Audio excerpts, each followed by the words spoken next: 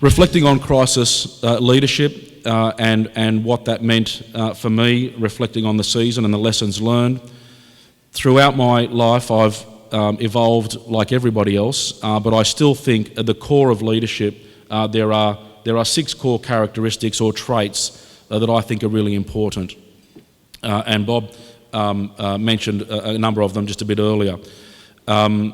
Ultimately in leadership, and leadership's a shared responsibility right throughout the organisation, it's not just the role of the CEO or the senior executive. We've got to build leadership culture to be able to get organisations through, particularly in times of crisis.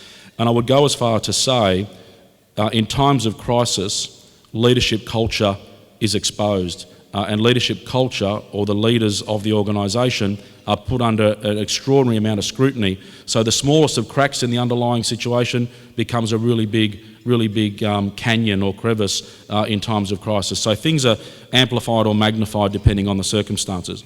So if we are looking at building trust and confidence, then the 6 things for me are first and foremost authenticity. People want you to be the real you. Don't be a poser, don't pretend to be somebody or something you're not. By all may always be a better you, improve yourself and those sorts of things, but actually be the real you. And the other thing is, when you're dealing with crisis and circumstances, keep the issue real.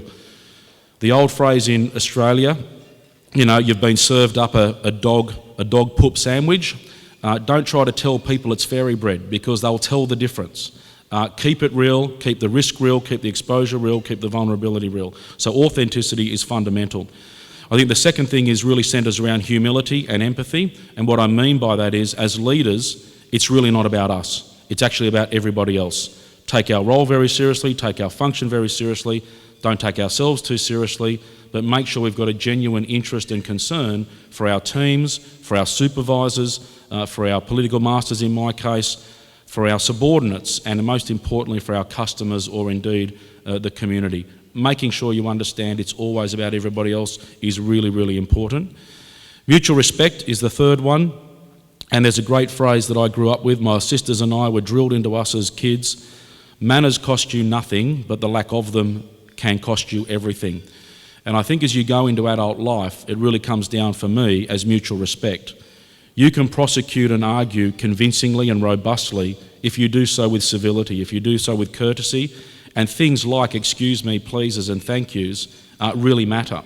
And they matter when it comes to engaging with teams and others to try and ensure you're getting a variety of views and opinions and perspectives and experiences to help you in making decisions, and in times of crisis, make decisions where you don't have the luxury of time and procrastination.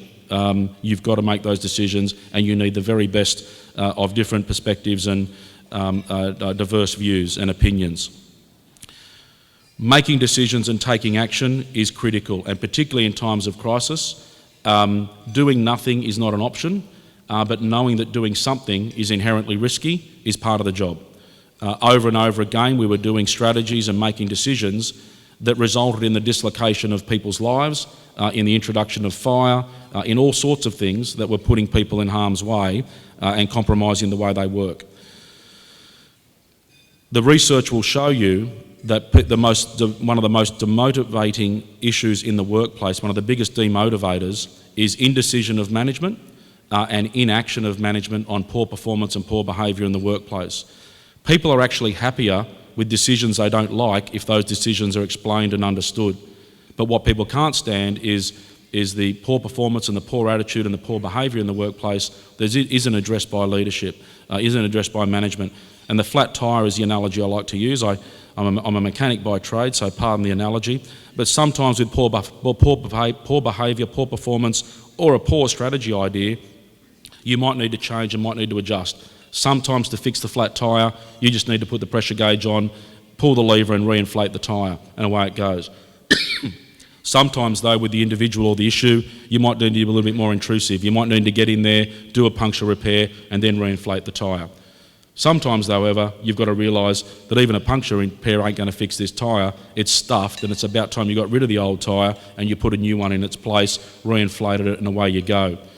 The flat tyre for me matters because if that flat tyre is on the front wheel of your bus and that bus is carrying your team, your department, your organisation, then no one's going anywhere until leadership or management deals with the difficult situation or the difficult individual or what have you. There's no doubt the fifth one for me is communications, and particularly in times of crisis, and we tried to do this a lot, as Bob indicated, with the Premier pretty much every day during the fires. We were very conscious about being very clear, very candid and very open, but following a basic script.